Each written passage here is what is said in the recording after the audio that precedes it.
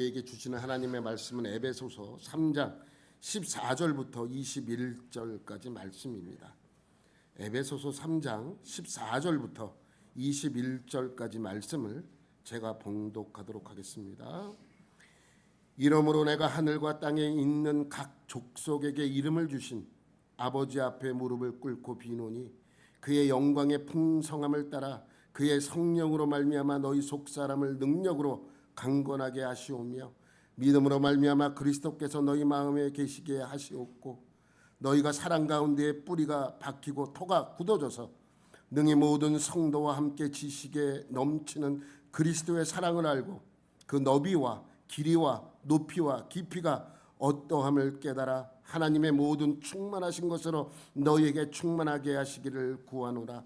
우리 가운데 역사하시는 능력대로 우리가 구하거나 생각하는 모든 것에 더 넘치도록 능히 하시리에게 교회 안에서와 그리스도 예수 안에서 영광이 대대로 영원무궁하기를 원하노라. 아멘.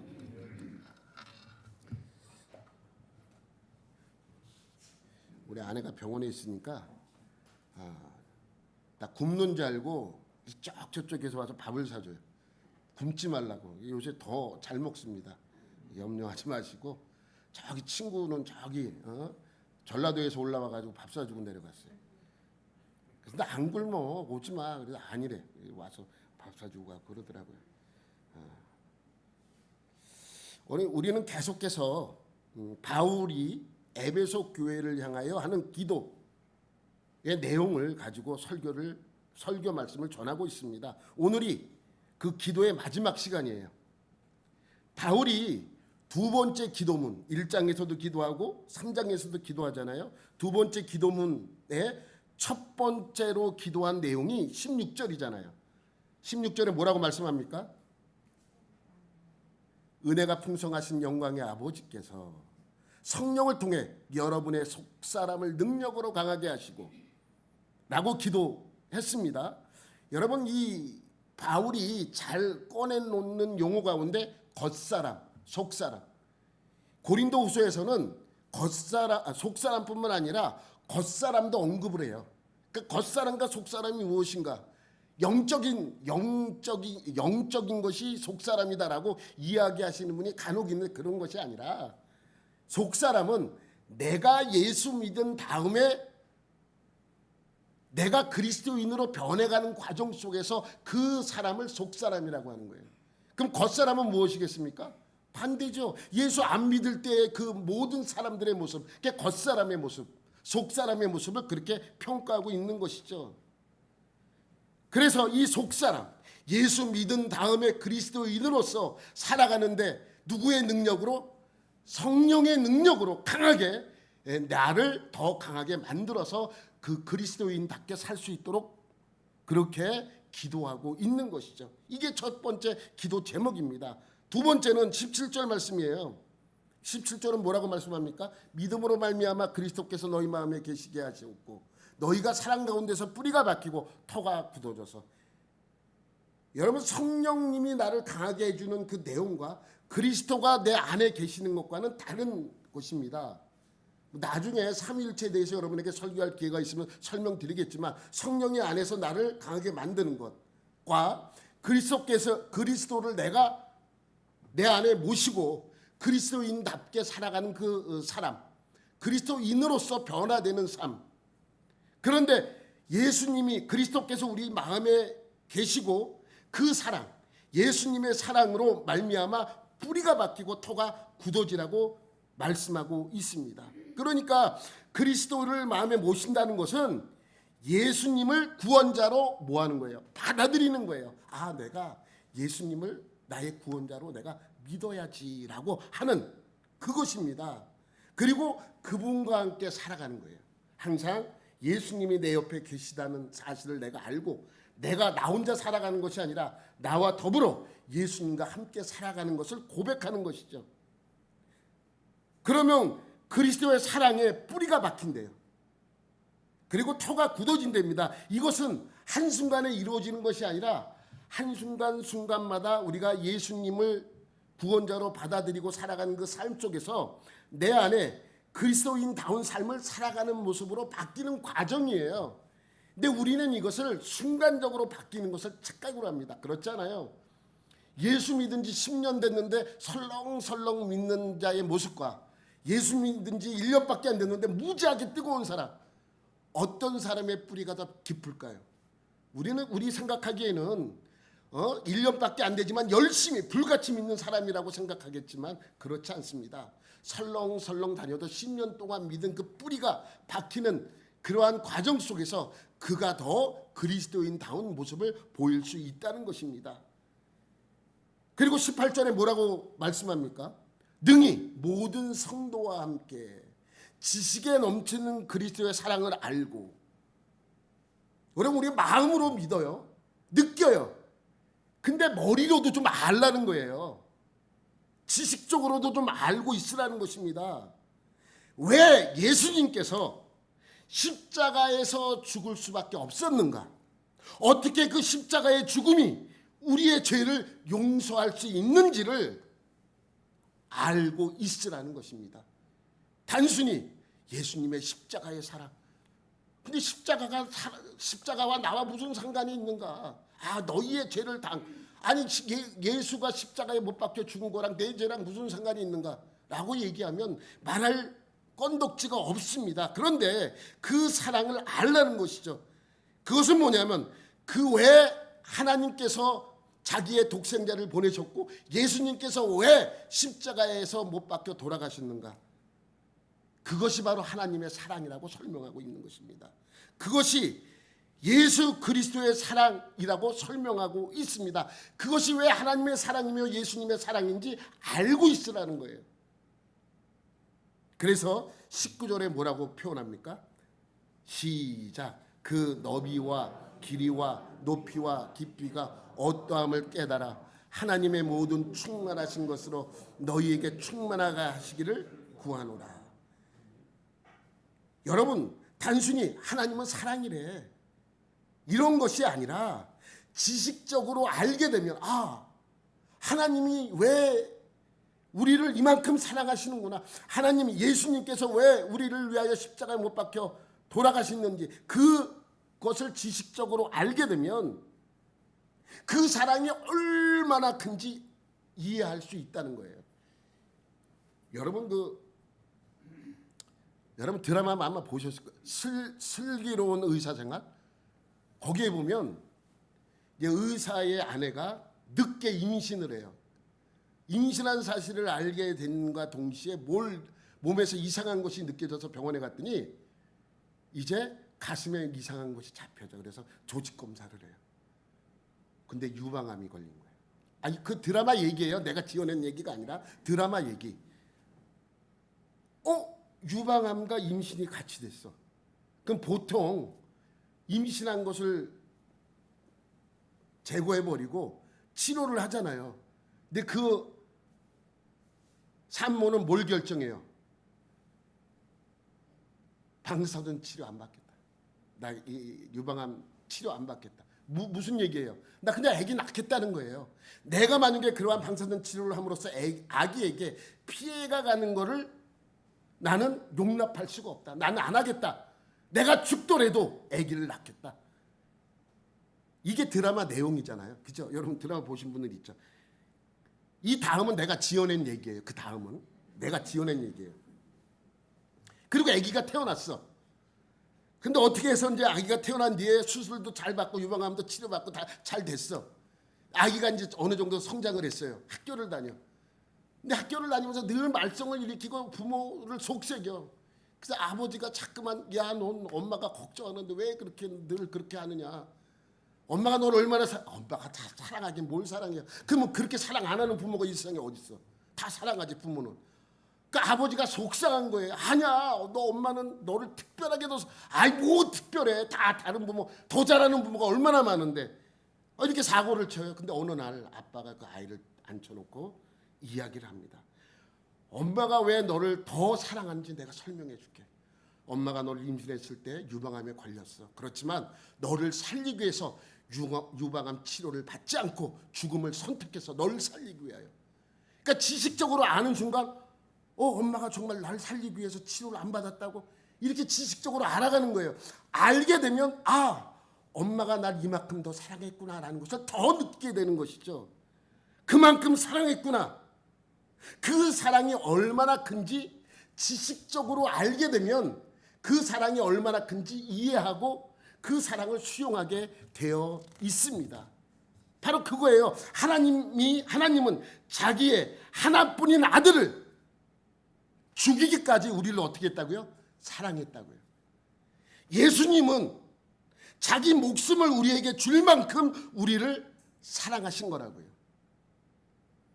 여러분, 하나님과 예수님의 사랑이 얼마나 큰지 지식적으로 알게 되면 우리는 더 확실하게 하나님의 사랑을 느낄 수 있고 알 수 있습니다. 그래서 하나님의 사랑이 얼마나다고요? 지난주에 제가 얼마나다 그랬어요? 이따만하다고 말씀을 드렸어요. 예수님의 사랑이 얼마나다고요? 이따만하다고요. 여러분, 이것은 그냥 습관적으로 고백하는 것이 아니라 어떻게 사랑하셨는지를 알게 되기를 바울이 기도하는 거예요. 단순히 예수님이 우리를 사랑했대, 하나님이 우리를 사랑했대, 그것이 아니라 지식적으로 알게 되면 그 사랑을 더 느낄 수 있고 알 수 있게 된다는 의미의 말씀입니다.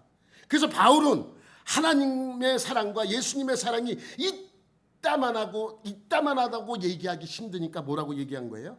그 너비와 길이와 높이와 깊이가 어떠함을 깨달아 라고 표현한 것입니다.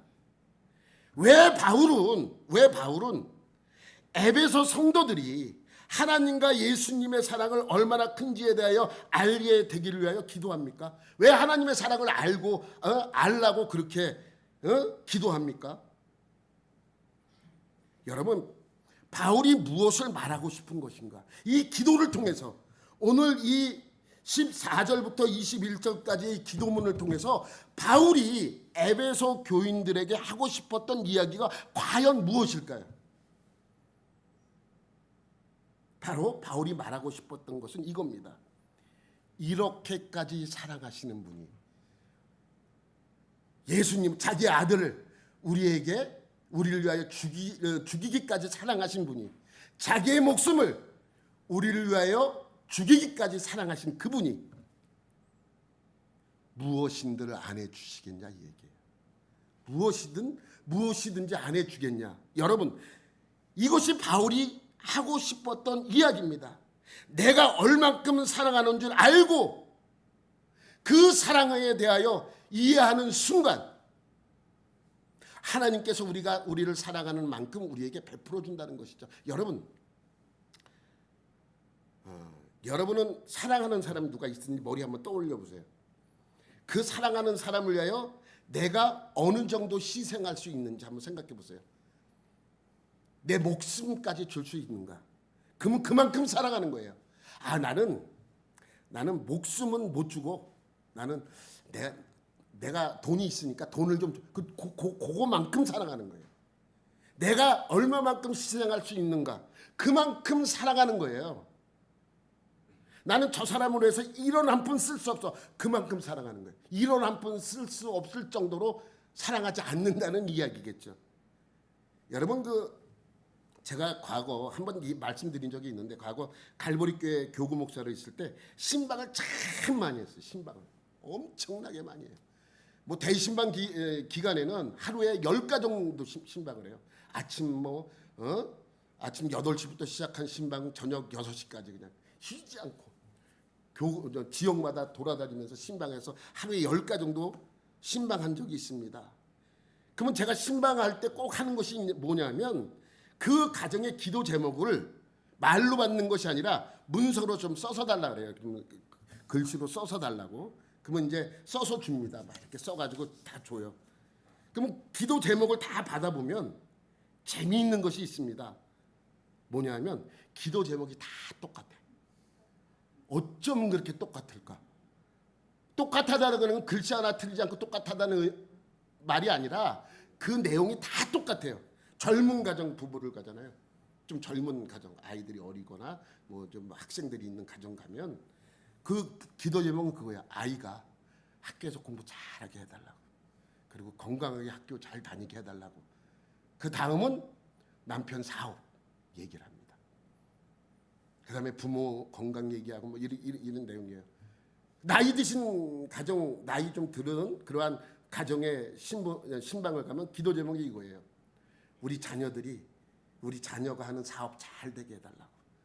그리고 우리 아들, 딸들이 하는 그 사업뿐만 아니라 건강도 잘 지켜달라고. 건강하게 해달라고. 그 다음에 기도 제목은 뭐겠습니까? 남편이 아니에요. 손자, 손녀. 자기 아들이 컸으니까 손자, 손녀들 학교 잘 다니고 공부 잘하게 해달라고. 그 다음에 이제 자기 건강과 남편 건강. 이게 항상 보면 내 신방 다니다 보면 대부분 여자분들하고 마주치잖아요. 남편에 대한 기도 제목은 맨 마지막이야. 그것도 기분 좋으면 있고 어떨 때는 없어. 그럼 남편에 대해서 우리 남편은 기도할 거 없어. 이런 분들도 있어요.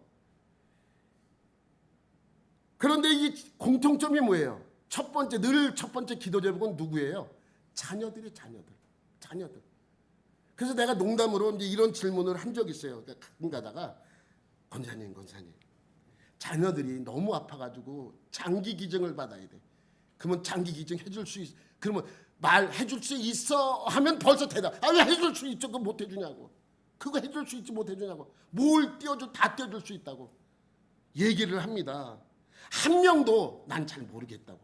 이거 띄워도 되는지 모르겠다고 하는 분 한 명도 없어요. 농담으로도 난 안 해줄 거야 라고 하는 분도 없어요. 전부 다 내가 다 띄워준다고 얘기를 합니다. 다 띄워준다고. 자녀가 아픈데 내가 뭘 핸들 못 해주겠냐고 얘기를 합니다. 싫다고 하는 사람조차도 없습니다. 그런데 내가 또 질문을 바꾸죠. 그러면 남편이 그거는 모르겠다고. 진짜예요. 해주겠다는 분도 간혹 있어요. 간혹. 근데 남편이라 그러면 좀 그거 생각해봐야 되겠다고 하시는 분이 대부분이더라고요. 여러분 한번 속으로 싸움 나니까 속으로 대답하냐. 속으로 대답하면 안 돼요. 여러분의 자녀들이 아파. 내 장기 기증을 내 장기를 기증해줘야 돼. 띄워줄 수 있어요? 속으로 대답하세요. 얘기하면 안 돼. 속으로 띄워줄 수 있습니까? 아마 대부분 자녀가 있는 분들은 못 띄워주겠냐. 다 띄워주지. 간도 띄워주고 심장도 띄워줄 수 있다라고 얘기를 하죠. 난 죽더라도 괜찮아. 내 자녀가 살 수만 있다면 그거 못하게 주겠습니까? 자, 속으로 대답했죠. 또 하나 질문할게요. 여러분의 배우자가 아파. 장기 기증을 해줘야 돼. 기꺼이 기쁨으로 해주겠습니까? 속으로 대답하세요. 속으로. 응? 자녀들과 다르게 한 번쯤 생각해보지 않습니까? 왜 자식은 되는데 남편과 아내는 안 됩니까? 여러분, 자식은 무조건적인 사랑하기 때문입니다. 무조건적입니다. 무조건. 무엇인들 안 해주겠습니까? 더한 것도 해줄 수 있지 않습니까? 나는 자식이라도 그럴 수 있는 분도 있겠죠. 근데 대부분은 자기의 어떤 것도 띄워줄 수 있고 줄 수 있는 것입니다. 지금 바울이 말하고자 하는 것이 바로 그겁니다. 너희가 이따만하게 사랑하시는 하나님이 너희에게 무엇인들 안 해주겠느냐라고 말씀하고 있는 거예요. 지금 바울이. 그래서 19절 다시 한번 볼게요. 그 너비와 길이와 높이와 깊이가 어떠함을 깨달아 하나님의 모든 충만하신 것으로 너희에게 충만하게 하시기를 구하노라. 여러분, 이 말씀은 충만이라는 단어가 나와요. 근데 이게 같은 충만, 우리는 충만 그러면 뭐 많이 생각합니까? 성령 충만. 영어로 하면 풀리스라고 하는데 이 풀이라는 것은 꽉 찼다는 거예요. 내가 이제 예전에 아사연합신학대학에 이제 갔는데 거기 외국인들이 많아요. 근데 이제 거기는 이제 무조건 1년 동안은 기숙사 생활을 해야 되거든요. 기숙사 생활하다가 이제 외국인들 만나면 저녁 때 밥 먹으러 막 가요. 그럼 이제 외국인을 만나면 밥 먹으러 가자고. 그랬더니 그 사람이 갑자기 풀 그래. 그래서 뭐가 풀이야? 밥 먹으러 가자는데. 그러니까 배부르다는 소리를 풀이라고 얘기를 하는 거예요. 꽉 찼다. 꽉 찼다를 풀이라고, 그러니까 배부르다라는 표현을 풀이라고 이야기를 합니다. 여러분, 왜 성령 충만이라는 단어가 풀이라는 단어를 가져다가 쓸까요? 꽉 찼다는 거예요. 성령으로 꽉 찼든지 하나님이 주시는 무엇인가로 꽉 찬 것을 충만이라고 이야기를 하는 것입니다. 그러니까 충만이라는 단어는 성령 충만할 때만 쓰는 단어가 아니에요. 그냥 꽉 찼다는 의미가 있어요. 꽉 찼다. 기쁨으로 꽉 차면 기쁨 충만, 은혜로 꽉 차 있으면 은혜 충만, 말씀이 꽉 차 있으면 말씀으로 충만, 이렇게 사용할 수 있는 것이죠. 그런데 이렇게 쓸 수도 있습니다. 내 안에 악한 것으로 충만, 악한 것으로 충만한 사람이 있잖아요. 그것도 쓸 수 있어요. 충만이라는 단어가 우리는 좋은 뜻으로 사용되지만 나쁜 의미로도 사용될 수 있다. 그건 단순히 그냥 꽉 찼다는 의미입니다. 그래서 20절에 이렇게 설명하는 내용이 나와요. 뭐냐면 20절 보면 더 넘치도록, 이것이 충만이라는 단어예요. 더 넘쳐. 아까 여러분 예배 시작 전에 무슨 그림 봤어요? 앞에 컵에 물들은 따랐는데 그 물이 어떻게 됐어요? 이런 의미가 있죠. 의미가. 그게 충만이에요. 꽉 차서 더 이상 담을 수 없을 정도로 꽉 차 있는 것이 충만입니다. 그래서 19절 보면 모든 충만 이러한 단어가 나오는 거예요. 근데 앞에 충만과 뒤에 충만은 같은 뜻이 아니에요. 같은 의미를 담고 있는 것이 아닙니다. 하나님의 모든 충만은 어떤 뜻입니까? 그리고 너희에게 충만하게 하시기를 원하노라 할 때 너희에게 충만이라는 것은 어떠한 의미로 사용되는 것일까요? 여러분, 여기 안에는 이러한 의미가 있습니다. 우리에게 충만하게 되기를 원한다는 기도 속에는 하나님의 풍성한 사랑이, 충만한 사랑이, 풍성하신 사랑이 너희 안에 임하기를 원한다. 하나님의 풍성한 은혜가, 하나님의 풍성한 복이 우리에게 임하기를 원하는데 어떻게 임하기를 원해요? 풍성하게 임하기를 원하는 거예요. 그래서 사용하는 단어는 같지만 그 안에 담겨진 뜻은 전혀 다릅니다. 여러분, 요한복음 1장 16절에 이런 말씀이 있습니다. 시작. 우리가 다 그의 충만한 데서 받으니 은혜 위에 은혜로라. 은혜 위에 은혜가 있는 거예요. 더 이상 은혜가 쌓이지 못할 정도로 받는 그것이 바로 충만이라는 거예요. 그래서 앞에 19절에 말씀하고 있는 앞에 충만과 뒤에 충만은 전혀 다른 거예요. 앞에 충만은 하나님의 무한하심을 뜻해요. 하나님의 무한한 능력이 어떻다? 충만한 능력이 있다는 거예요. 아주 엄청난 능력을 가지고 계시다는 의미의 충만이고, 우리에게 임하는 충만은 어떤 충만? 내가 받을 수 있는 만큼 받기를 원하는 충만을 의미합니다. 그러니까 앞에 충만과 뒤에 충만을 비교하면 안 돼요. 충만은 우리에게 임한, 그러니까 우리가 그릇이 작으면 어떻게 돼요? 작은 그릇에 충만하게 받는 것이고, 우리의 그릇이 크면 큰 그릇에 충만하게 받는 것이죠. 여러분, 이렇게 표현해 볼게요. 하나님의 충만은 바다라면 우리는 소주잔이 아무리 많이 있어도 바닷물을 퍼다 담으면 바닷물이 줄어듭니까? 그거 말씀하고 있는 거예요. 하나님의 모든 충만하신 그 능력과 은혜가 충만하신 그분이 우리에게 부어줄 때도 어떻게 부어준다는 거예요? 넘치도록 부어준다는 거예요. 아무리 넘쳐도록 부어줘도 하나님의 무한하신 능력의 충만함은 줄어들지 않습니다. 그것을 말씀하고 있습니다. 그래서 찬송가도 있잖아요. 하늘을 두루마리 삼고 바다를 먹물 삼아도, 그걸 어느 정도까지 쓸 수 있겠습니까? 무한대로 쓰겠죠. 그 사랑을 표현하고 있는 것입니다. 하나님은 우리 그릇이 아무리 커도 그 그릇에 충만하게 부어주실 수 있는 분이라는 거예요. 내가 소주잔이나 작은 종제기를 갖고 있더라도 그것을 넘치도록 부어주시는 분이고, 내 그릇이 큰 드럼통이라도 드럼통에 가득해서 더 넘치도록 부어주시는 분이라는 것을 설명하는 거예요. 하나님이 우리를 사랑하시면 어떻게 해주신다는 거예요? 그렇게 해주신다는 거예요. 여러분, 우리가 자식을 사랑하기 때문에 무엇이든지 줄 수 있다고 말씀드렸어요. 하지만 자식에게도 줄 수 있는 한계가 있습니다. 쉽게 표현할게요. 쉽게. 여러분이 숫자적으로 표현하면 좀 쉽기 때문에 이렇게 표현할게요. 어느 날 아들이 나한테서 아빠, 아버지, 내가 10억이 필요해, 사업하려면. 그래, 10억이 필요하다고 내가 줄게. 걱정하지 마. 근데 나한테는 1,000만 원도 없어. 어떻게 줘요? 못 주죠. 아이가 아파. 내 장기 기증까지, 야, 걱정하지 마. 내가 띄워줄게. 그래, 아빠 나 지금 간이 필요해. 그래, 띄워줄게. 근데 조직검사 해봤더니 안 맞아. 어떻게 줘요? 여러분, 자식에게 줄 수 있는 것도 뭐가 있어야 줄 수 있어요? 능력이 있어야 줄 수 있는 거예요. 자격이 돼야 줄 수 있는 것입니다. 더 해주고 싶은데 내가 능력이 없으면 못 주는 거예요. 얼마나 속상합니까? 얼마나 속상해요. 그런데 하나님은 얼마든지 무엇이든지 우리에게 줄 수 있는 능력 있는 분이라고 설명하고 있는 거예요. 그것이 바로 하나님의 뭐예요? 모든 충만이에요. 모든 충만. 그래서 모든 충만은 그런 의미를 담고 있습니다.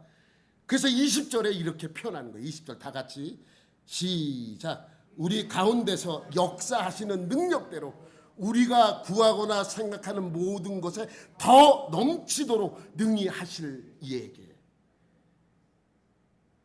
여러분, 우리 가운데 역사하시는 능력대로라는 것은 뭡니까? 하나님은 무엇이든지 해줄 수 있는 분이라고 설명하는 거예요. 우리가 하는데 역사하시는 능력대로 우리가 원하는 그 능력, 그것이 무엇이 됐든 우리에게 그것을 주신다는 것입니다. 근데 우리에게 주실 때 우리가 생각하는 것보다 어떻게 해요?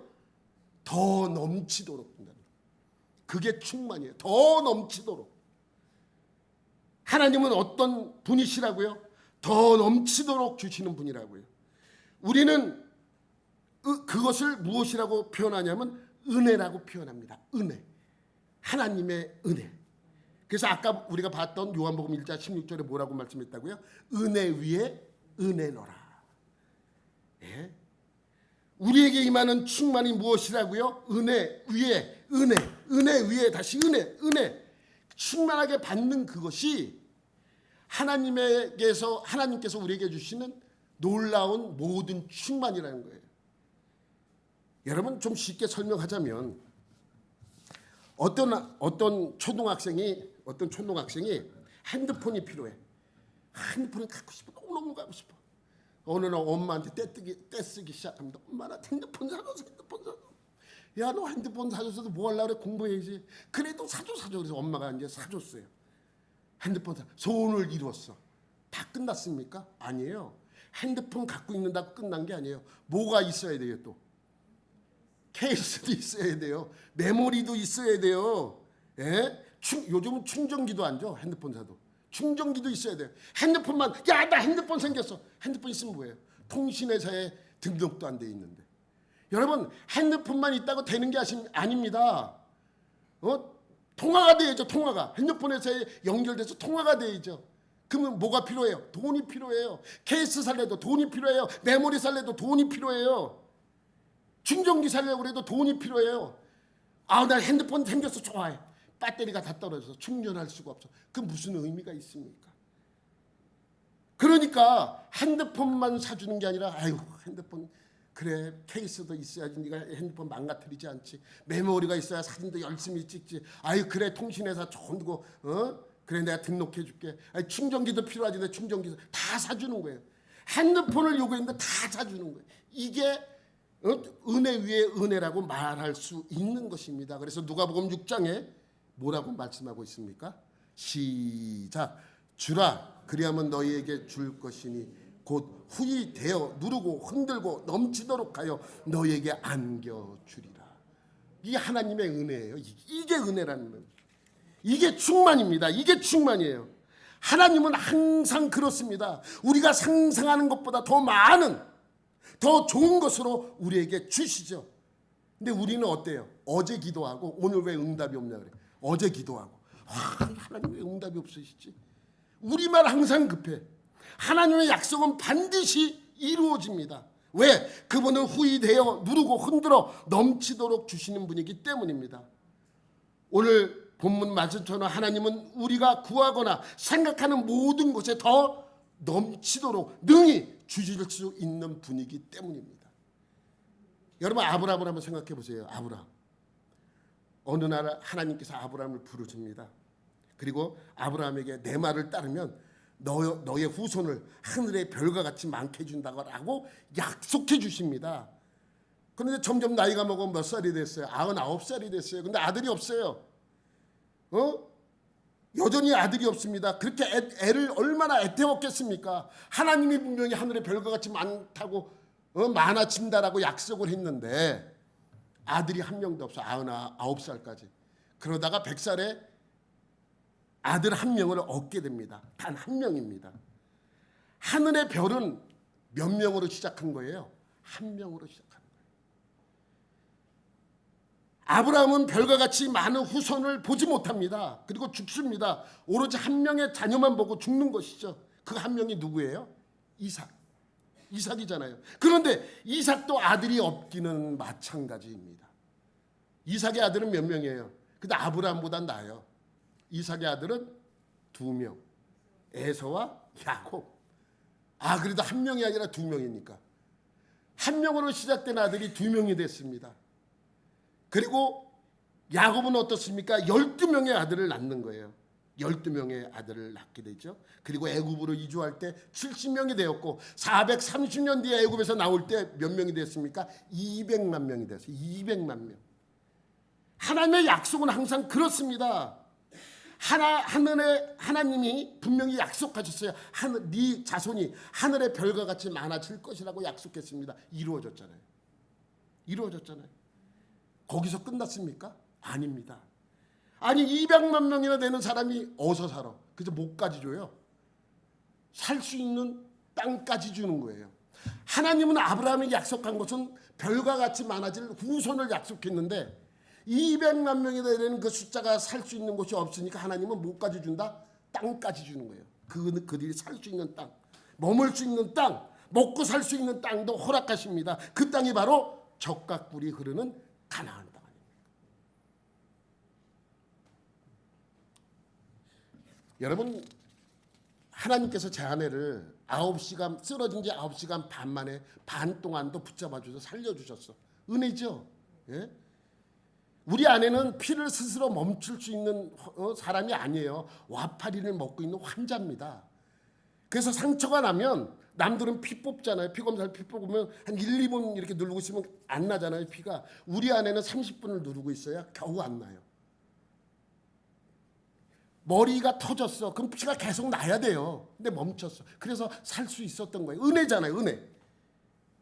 그래서 우리 아내를 제일 좋은 병원에 가게 했고 거기서 26시간 만에 수술을 받게 해서 살아났어요. 은혜예요. 은혜. 친구들한테 얘기하고 아는 사람한테 얘기하면 잘 됐다고. 근데 그 다음에 걱정거리들이 생겨. 야, 병원비는 어떡하냐? 병원비 어떻게 해결돼? 이제 아내가 살아났다니까 뭐 걱정되는 거예요? 병원비 걱정돼요. 병원비 걱정. 그래서 제가 간증 하나 하려고 그래요.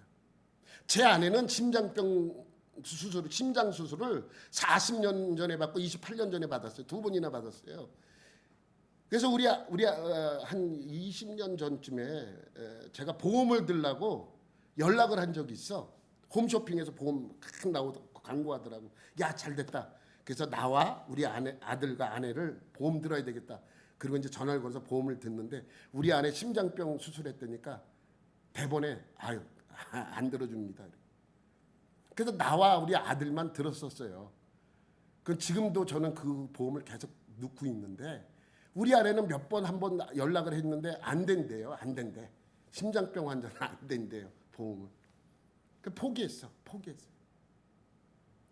근데 이제 한 1, 2년 전에 우리 누나 권사님이 다리가 하나 부러졌잖아요. 근데 간병인을 잘 쓴 거야. 간병보험을 들은 거를 보니까 그거 괜찮겠더라고요. 그래서 나한테도 들고 우리 아내한테도 들으라고. 그래서 우리 아내는 아마 안 들어줄 텐데 물어보니까 간병인 보험 된대. 그래서 간병인보험 들으면서 혹시 실비보험도 가능하냐고 그랬더니 나는 그 보험 드는 그분한테 참 감사해요. 우리 아내를 이렇게 보더니 상황을 다 적어요. 그랬더니 이거를 내가 허락하는 게 아니라 이거를 올려야 되는데 올리면 승인이 떨어지면 되고 승인이 안 떨어지면 안 되는 거래. 그래서 잘 써주겠다고 그래서 잘 써갖고 올렸어. 승인이 떨어진 거예요. 안 되는 게 정상인데 승인이 떨어졌어요. 아니, 그래서 제가 야, 그 들어라. 근데 한 몇 개월 전에 한 1년 전인가 뭐 6개월 전에 우리 아내가 화가 났어. 아니 병원 가서 무슨 뭐 이렇게 감기가 심하게 걸려서 뭐 초음파 검사도 하고 그랬는데 병원비가 꽤 나왔나 봐요. 근데 이걸 신청을 했는데 2,000원 나왔대. 2,000원. 이런 보험을 왜 이렇게 지원 저기 뭐 지원도 안 되는 보험을 들어서 뭐하냐고 해약하겠다고. 그래서 내가 한마디 했어요. 괜히 나중에 아들 고생시키지 말고 그냥 들어. 요즘 보험은 치료받는 건 별로 안 나가. 그런데 입원하고 수술하면 많이 나와. 그러니까 계속 들어. 그래서 할 수 없이 우리 아내는 싫지만 들은 거야.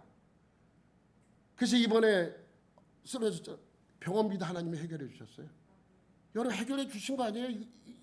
이게 은혜 위에 은혜인 것이죠. 살려준 것도 감사한데 병원비까지 간병비까지 해결해 줬어요. 간병비까지. 좀 아쉬운 거는 간병인이 오니까 면회가 안 돼요. 요즘 병원에는. 큰 병에는 면회 안 되더라고요. 보호자 대신 그 간병인을 썼기 때문에 한 명만 가능한데 그 한 명이 간병인이기 때문에 면회가 안 돼요. 그래서 영상통화로 계속 하고 있죠. 여러분 하나님께서 벌써 이런 걸 다 마련해 주시지 않습니까? 뇌출혈로 9시간 반 만에 발견되었지만 목숨을 연장시켜 주신 하나님이 병원비 때문에 고생할까 봐, 병원비 때문에 목회에 힘들어질까 봐 1년 반 전에 보험 가입되게 하셨습니다. 그럼 이렇게 생각할 수 있죠. 아니 그러면 뇌출혈을 아예 일어나지 않게 해주시면 얼마나 좋아. 그죠? 아닙니다. 이것은 저와 저희 가족의 믿음의 분량입니다. 전에도 말씀드렸지만 믿음은 말씀으로 아픈 우리를 일으켜 주시기도 하지만 좋은 의사와 병원을 허락하시고 그 의사와 병원을 통해서도 하나님은 역사하신다는 것입니다. 이것은 하나님이 하시는 방법이기도 합니다. 이미 우리 아내는 40년 전에도 27년 전에도 2번이나 목숨을 영장시켜 주셨습니다. 하나님은 저에게 이렇게 말씀하십니다. 그래, 그러니까 항상 기도해. 응? 왜냐하면 하나님이 20절 말씀처럼 이렇게 말씀하셨기 때문입니다. 이러므로 20절 우리 가운데 역사하시는 능력대로 우리가 구하거나 생각하는 모든 것에 더 넘치도록 능히 하실 이기 때문에 그렇습니다. 우리를 사랑하시는 그분이 우리에게 더 좋은 것으로 주시지 않겠습니까? 그분은 능히 하실 수 있는 분이기 때문입니다. 그래서 바울이 기도를 시작하면서 우리의 하나님이 어떠한 하나님인 것을 고백하고 기도하기 시작합니다. 우리가 믿는 하나님이 어떠한 하나님인가? 우리가 하나님은 이러한 하나님이다라고 고백하죠. 그것이 14절과 15절 말씀입니다. 14절 15절 말씀 시작. 이러므로 내가 하늘과 땅에 있는 각 족속에게 이름을 주신 아버지 앞에 무릎을 꿇고 비노니. 여러분, 내가 하늘과 땅에 있는 각 족속이라는 표현은 뭐냐면 하늘과 땅에 있는 모든 족속이라는 것은 하늘도 창조하셨고 땅도 창조하셨고 모든 족속도 창조하신 그 하나님 아버지 앞에서입니다. 우리가 믿는 하나님이 어떠한 하나님이라고요? 천지를 창조하신 하나님이라고요. 모든 인간을 창조하신 하나님이라고요. 그래서 우리는 항상 그 하나님을 우리의 주인으로 고백해야 합니다. 여러분이 믿는 하나님은 어떤 하나님이십니까? 여러분이 믿는 하나님이 천지의 창조자임을 믿으십니까? 여러분이 믿는 하나님이 세상의 모든 인간의 주인 되심을 믿으십니까? 여러분의 인생에 있어서 주인은 여러분 자신이 되면 안 됩니다. 우리 인생의 주인은 천지를 창조하신 하나님과 나를 구원하기 위하여 십자가에 달려 죽으신 그 예수 그리스도만이 나의 주인이 되어야만 합니다. 여러분, 우리와 하나님 중에 어느 쪽이 더 열심일 거라고 여러분 생각하십니까? 나와 하나님. 여러분, 내가 기도 제목이 있고 답답하고 급하고 갈급하고 초조한 문제가 있는 사람마다 하나님이 주무시고 계시진 않는가? 왜 내 기도는 응답해 주지 않는가? 우리는 열심히 문을 두드리고 있다라고 생각하고 있는 경향들이 있습니다. 여러분, 이런 거예요. 의사에게 왕진 와 달라고 병원 앞에 가서 문을 두드립니다. 선생님, 제발 우리 집에 위험한 환자가 있습니다. 와서 치료해 주세요. 왕진 와 주세요. 근데 의사는 벌써 와서 주사 놓고 치료를 다 끝내놓고 있어요. 근데 우리는 뭐 하고 있어요? 문을 두드리고 있는 거예요. 우리 혼자만 병원 앞 문 안 열어준다고 문고리 붙잡고 떠들고 있지는 않습니까? 얼른 집에 가보세요. 예수님은 벌써 오셔서 아랫목에 앉아 계십니다. 바로 그 말씀이에요. 우리를 자기 목숨보다 더 사랑하시는 그분이 우리의 기도와 요구도 능히 차고 넘치도록, 그러니까 우리의 간구가 우리 안에 충만하게 임할 때까지 응답해 주시지 않겠느냐라고 지금 바울은 그렇게 설명하고 있는 것입니다. 그런데 그 하나님의 모든 충만하신 것으로 우리에게 충만하게 하신다는 말씀, 다시 19절 말씀 우리가 한번 돌아가서 보도록 하겠습니다. 그 너비와 길이와 높이와 깊이가 어떠함을 깨달아 하나님의 모든 충만하신 것으로 너에게 충만하게 구하기를 원하노라. 여러분은 하나님의 충만한 은혜가, 하나님의 충만한 사랑이 여러분에게 충만하게 임하십니까? 바울은 경험했어요. 하나님의 그 놀라운 은혜와 놀라운 능력의 충만함이 나에게 임함을 경험했습니다.